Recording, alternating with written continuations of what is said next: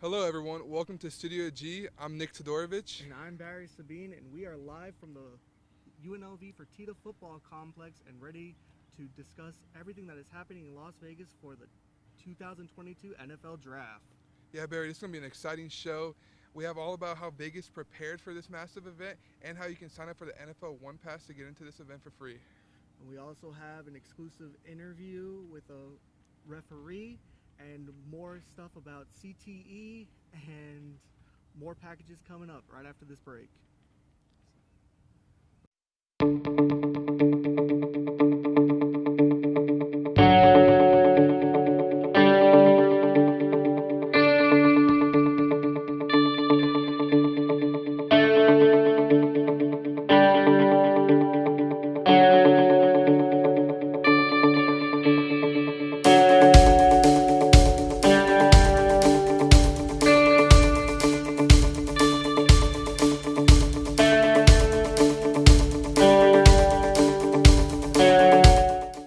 The NFL Draft is taking over the Las Vegas Strip, including giving the Bellagio fountains a massive makeover for this event.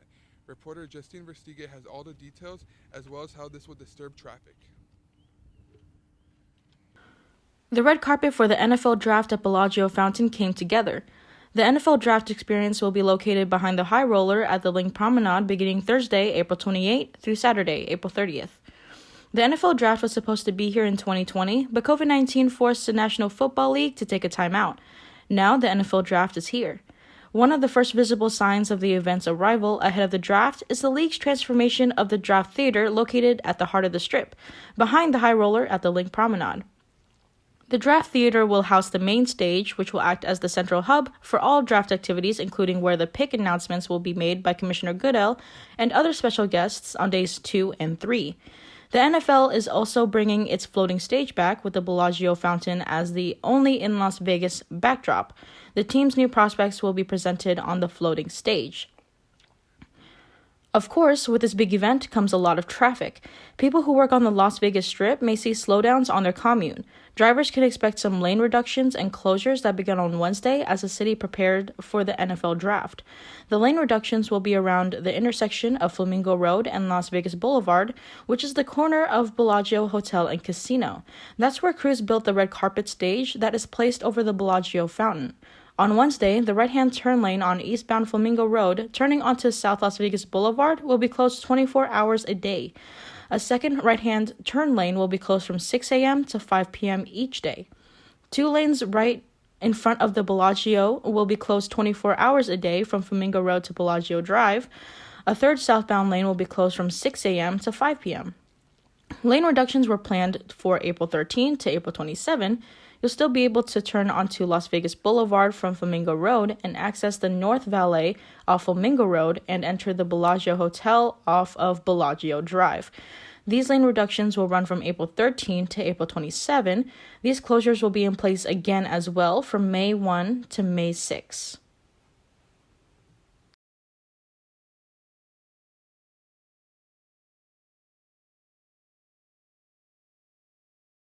Lane reductions are expected to be lifted after the NFL Draft, but there is no word on how long it will take to bring down the temporary constructions following the event.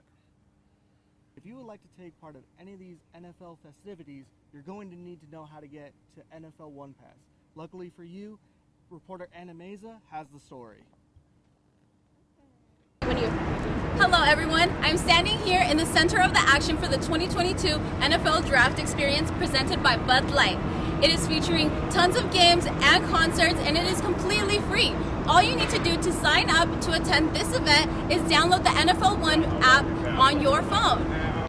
Go to your mobile device's app store, search NFL One Pass, and register for a NFL.com account if you don't already have one. You will receive a QR code in your app, which grants you entry to this event. You can also scan your QR code at participating locations during the event to earn digital badges. The badges actually enter you to win exclusive 2022 NFL Draft swag. The app will also feature a map, a schedule of concerts and events, transportation options, and much more. Well, I'm all set with my NFL One Pass. I have it right here. How about you, Nick and Barry? Did you guys get yours? This has been Anna Meza reporting for Studio G. All right, Bear, we just heard that Anna got her NFL One Pass downloaded. Have you downloaded it yet? I have downloaded. It's the best place. It's the best thing to have when you go to these kinds of events. You have to have that app downloaded. Yeah, I heard there's a lot of cool things to do there. Like you can run the 40-yard dash. You can do some throwing competitions that they have at the Pro Bowl and stuff. Exactly. You could see all the Super Bowl trophies that the Raiders have. It's going to be exciting. If you're an NFL fan, you definitely need to be down at the Strip. And if you're in Vegas going to the fan experience, make sure to download that so you can enjoy the full experience. The schedule for the draft experience concerts and performances has been released, and yes, they will be free to attend with the NFL One Pass registration. American rock band Weezer will take the stage after the first day on April 28th. President of Raider Nation Ice Cube will headline Day 2 on Friday, April 29th, and DJ and producer Marshmello will finish off Day 3 on Saturday, April 30th. The red carpet stage will also be hosting acts and performances by the Jabberwockies, Cirque du Soleil, and the Blue Man Group. If you aren't in Vegas for the 2022 NFL Draft, performances will also be streamed on NFL.com and the NFL app, as well as on the NFL Facebook page and YouTube channel. Also, we'll be right back after this break. Don't go anywhere. My name is Blake. I received a heart transplant when I was 2 weeks old. I play defense for the Red Hot Tornadoes. Sometimes my heart starts pounding like faster and faster as I go. I know I have someone else's heart inside me. It makes me feel happy because someone was generous enough to give me a second chance to live. This gift of life was made possible by an organ donor. Imagine what you could make possible. Sign up as an organ, eye, and tissue donor. Go to organdonor.gov. The NFL Draft is not only just here for a short stint. They always like to leave something behind, and that's where the NFL Green Initiative comes in. Justine Versteege has the story. NFL Green teamed up with the City of North Las Vegas, Verizon, Get Outdoors Nevada, the YMCA, City of North Las Vegas Parks, and Brightview Landscape to plant 32 pine trees in North Las Vegas parks. The trees will provide more shade and cooling in historically low-income communities, which suffer disproportionately from the effects of climate change. North Las Vegas is an urban heat island, which suffers a high energy cost, increased air pollution, and heat-related illnesses. We're not going to come in and make a mess and walk away. We're going to come in, we're going to take good care of the community while we're here, and if possible, with events like today, we're going to leave the city and the community a little greener than we found it.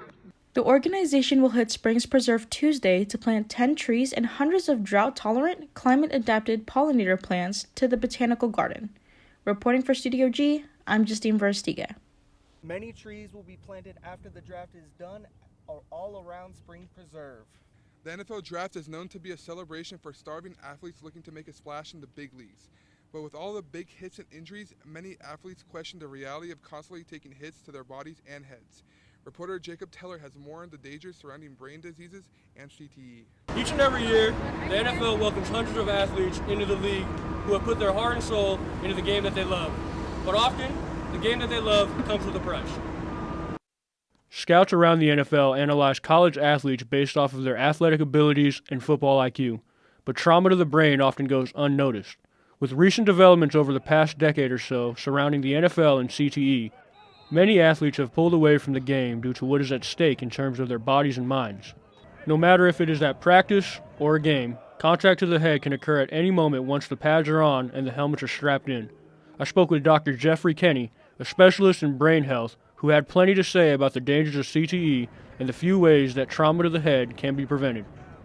I don't think you can ever completely prevent them in an absolute way. So equipment improvements have gotten better, as I understand it, and there's still, I think, a long way to go to make the equipment and the protection better. And there's some really good research going on to improve that, both by the sports themselves, but also what's being passed down into youth programs. And a lot of youth sports are really working on this, and collegiate sports are as well. So the less times that there is a shot to the head, the better off really it is. So I think a lot of practice approaches have now adapted to fewer high energy contacts and also even fewer numbers of repetitive shots to the head. So what we don't know in a lot of this is whether or not one really serious impact or 50 smaller ones in a short period of time is worse or better. Dr. Kenny has been working on a project with his colleagues that has to do with several other brain diseases that become more likely with excessive blows to the head. Markers that are discovered when studying CTE are also markers that can be found in Alzheimer's. There are some markers that you see in CTE, and this is some of the stuff that we're working on, that we also see in the brains in Alzheimer's patients. The connection, the link, and if there's any causal relationship, we aren't there yet. We are just simply looking to see whether or not there is overlap, and if there is, then you start trying to figure out the mechanism. Excessive blows to the head will only lead to further issues involving the brain. Although there is still plenty of research to be done when discussing chronic traumatic encephalopathy, it is understood that football has more traumatic brain injuries than any other sport. With more and more research surrounding CTE and excessive contact to the head, it's becoming clear that athletes need to be wary before getting wrapped up in the game of football. This is Jacob Teller, reporter for Studio G. Although the studies surrounding CTE are limited, excessive contact to the head can only lead to further brain diseases in the future. We have a special guest today. He is a Southern Nevada official. So it's time to understand what goes into the mind of becoming a referee. Yamni Goli has the interview. Thank you, Barry. So I'm here with Eric Ruffin, who has had a long history as maybe not a normal person that you would picture on the field, the one in black and white referee. Yeah. Thank you so much for being here, Eric. You're welcome. Thank you for inviting me. So I mentioned that you are a referee. Kind of tell us a little bit about your career and kind of how you got started in it. Well, with refereeing, it takes a lot of years. And with me being, I played semi-pro football for many years, college and high school. So what I wanted to do when I decided to retire from football, I wanted to still be in contact with football. So what I did, I started doing refereeing for here in the state of Nevada. So I've been a referee for the state of Nevada with the SNOA for approximately 10 years now. And that keep me in tune with football, and the little kids that I watch grow up in high school and Pop Warner and stuff like that. So it kept me in tune with the game instead of playing, because the older I get, I can't continue to play. Right. Yeah. Now, you've been doing this for many years, and you mentioned you've done high school, you've done college level, you even reffed some of the Raiders games. So what has been the biggest memory that you have from it, or the best part about doing this and seeing these kids grow up so far? To me, is watching the talent. People have these games and their favorite teams. I like talent. I like to see different. Everybody have their own talent when it comes to playing and their own swag when it comes to playing. So that's what I like to see, and that's the moment that I like seeing the kids come from high school playing Pop Warner, reffing their games, and then going to high school and they say, hey, I remember you from being a Pop Warner ref, and then they're in high school, and then coming and watching them play if they decide to go to college and stay home and play for UNLV, seeing them again. You mentioned seeing the talent. What do you see in these kids that just stands out to you? What makes a talented player? It's hard to describe. It's all about the swag. You can, for playing so much, coaching and owning a team here, I also, know talent. You can kind of spot it. You can see the ones how they run, how they talk, how they catch. It's all of, it's just about looking at them and saying, hey, that's going to be a good kid right there. It's about their swag. And I know you probably say, what's swag? Swag is the way they carry themselves when they're on the field. That's how you tell where the talent is at. And I'm sure you had tons of swag too, because you played semi-pro. So how was that for you? Over the years, yes. It become a talent. As far as semi-pro, won a couple of championships as a semi-pro football player. Also a member of the minor league semi-pro Hall of Fame and alumni. As far as being talented, yes, I was talented, but then there comes a point that you have to realize that age sets in sometimes, and it's time to retire from playing football. And you wear so many hats. You said you're Hall of Famer, you're a board member, you've played, and now you ref. What has been your best memory? What are you taking away from your longtime career? Meeting people, understanding the game, and building that relationship with players, certain players, NFL players. That's the memory is. As growing up, you always have that memory of making it pro or wherever. It's just that's the memory that I will carry for my lifetime, being a champion and winning games. So those are some of the best moments I have. And final question, obviously we're counting down to the draft. We're less than an hour away from the NFL draft, and you actually are going to be at some of these major events. Can you tell us about some of the events you're going to this weekend? Yes, starting tomorrow I'll be at the Raiders draft party at Dre's nightclub, helping them celebrate their new upcoming draftees that they're going to be bringing onto their team. And it's going to be very, very interesting and very fun. Me and some fellow players are going to be there. We was invited by the Raiders, believe it or not, to come and help them celebrate and bring in new talent. Awesome. Well, thank you so much, Eric, for taking the time and going down memory lane with us. Don't go anywhere. Studio G will be right back. My name is Blake. I received a heart transplant when I was 2 weeks old. I play defense for the Red Hot Tornadoes. Sometimes my heart starts pounding like faster and faster as I go. I know I have someone else's heart inside me. It makes me feel happy because someone was generous enough to give me a second chance to live. This gift of life was made possible by an organ donor. Imagine what you could make possible. Sign up as an organ, eye, and tissue donor. Go to organdonor.gov. Colin Kaepernick has resurfaced with more support to rejoin an NFL team. Reporter Luis Soto has more on his journey. Back in 2016, Colin Kaepernick protested in an NFL game, which costed him his NFL career. Although nothing's been said, Kaepernick has stated that he is open to returning to the NFL and has gained support from his colleagues as well as continued training with them. Kaepernick has been able to maintain his physique just like it was in 2016, if not better, when he was playing with the 49ers, and Justin Fields seems to agree. This is Luis Soto reporting for Studio G. Colin Kaepernick's activism and athleticism are both equally impressive. It will be interesting to see how his future plays out. Professional athletes have to deal with a lot on the field, but they also have to deal a lot with their mental health. Kunal Jones has the story. Let's get away from the strip and talk about the seriousness of sports a little bit. Here at UNLV, I talked to a professor about the mental health well-being of an athlete and how serious it could be. Is that when athletes experience a lot of stressors, that's when they are susceptible to have a mental health, problem, and and they can come out very unpredictably, But what are the signs?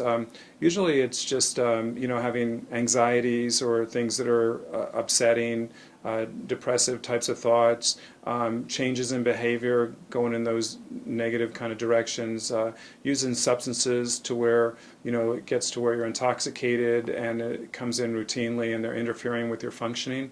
In fact, one of the big things about mental health that they have in common is problems with functioning. And so almost all the mental health disorders, are marked by that. And, there's programs that are out there that are very sport specific that address mental wellness at the same time as doing sport performance. And the connection there is functioning. Almost assume that most people have experienced some kind of obstacle, hardship, mental health concern, however we want to define it. Most people do experience those kinds of things. And, you'll see the champions will kind of be able to get over it. They'll take it to heart, work hard, and move forward. Sometimes, though, that model doesn't quite work. They need the resources or they need the assistance or the skill sets because maybe they haven't had a chance to develop them because they've been so focused on perhaps the mechanics of their sport or their trade. And so I think that we should almost make an assumption that most people have experienced a mental health concern, but I don't know that most athletes are talking about it because there's negative consequences that are associated with that. They could get fired, they could maybe not get recruited, they could maybe not get drafted, and so I think that there's a heavy amount of stigma that's associated with just talking about it openly. Dr. Donahue was a top heavyweight boxer and champion that has now focused his life on the mental health well-being of an athlete. And now he speaks on why it is important in all of our lives. This is Cornell Jones reporting for Studio G. That was an amazing story from one of our very own UNLV professors. Thank you for taking the time with us. At the University of Central Florida, custom QR codes will be issued to every player and will be displayed on the back of their jerseys. Will this change affect other sports? Studio G reporter Matthew Guanga has more on the story. University of Central Florida's football team will have QR codes on the back of jerseys instead of numbers. Even UCF coach Gus Malzahn has a QR code on his team polo shirt. Last year, the players' last names were swapped with their Twitter handles. This change will only be used during the spring game and not during the regular season. Fans can scan the link and it will direct them to the player's stats, social media accounts, merch, and the player's charity of choice.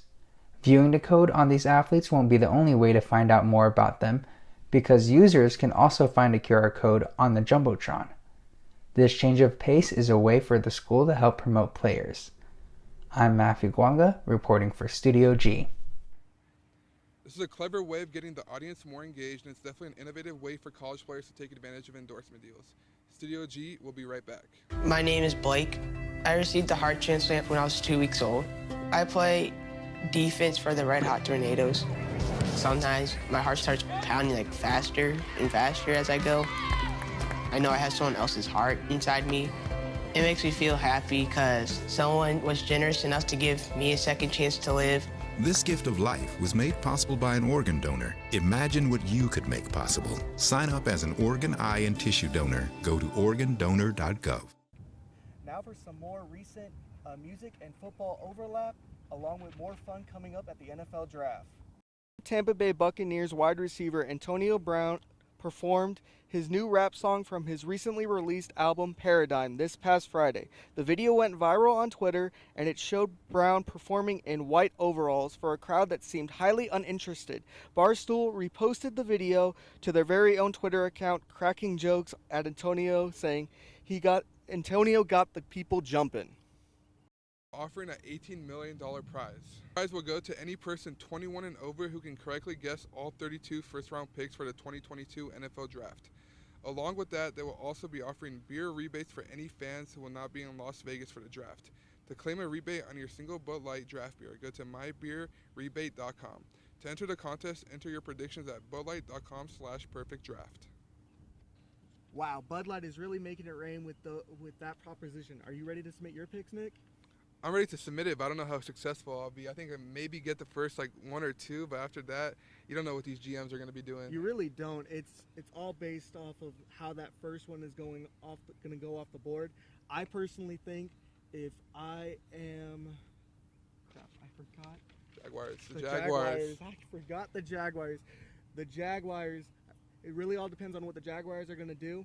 I'm going to go with Evan Neal, first overall pick. I feel like he has the tools to make it happen.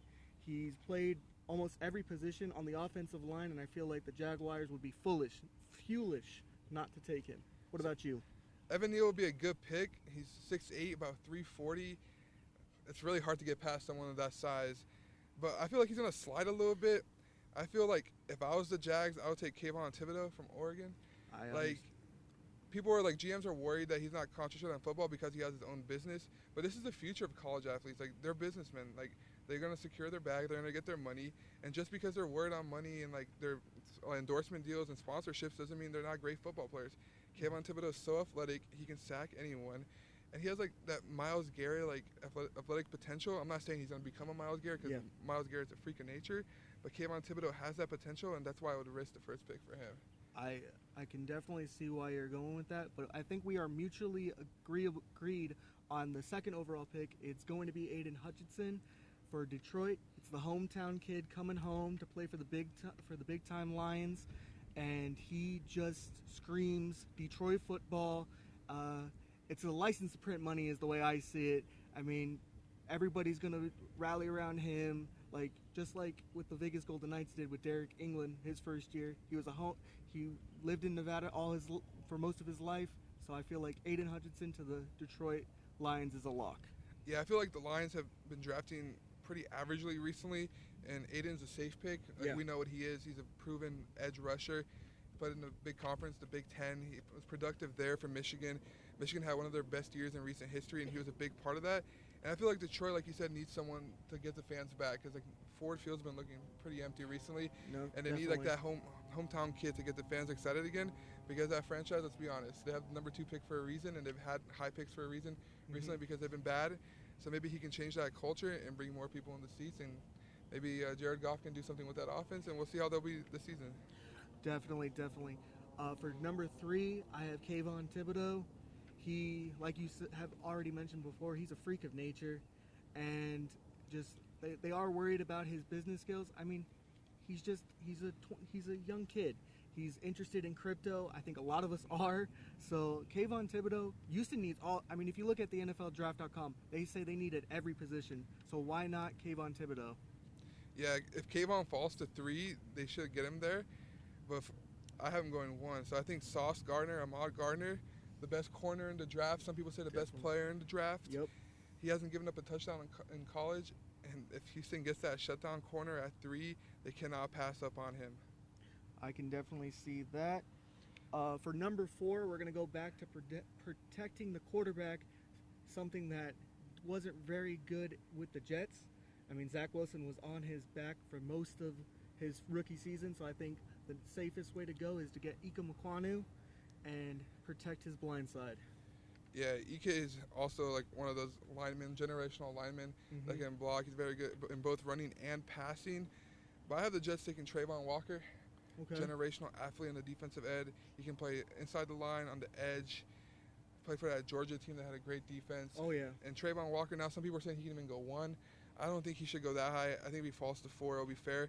But 3 edge rushers in the top 4 picks, that's very impressive for that position. And it just shows how important that position is in today's game. But our producer is telling me that we have to stop our picks right now because we're running a little late and the draft is about to start and we don't want to cut away from any of that coverage. So thank you for joining us on our draft day special. If you're a local and going to the event, please be safe. And if you're watching it from home, enjoy. We hope to see you again next Thursday. I've been Nicholas Todorovich. And I'm Barry Sabine. Thank you for joining us.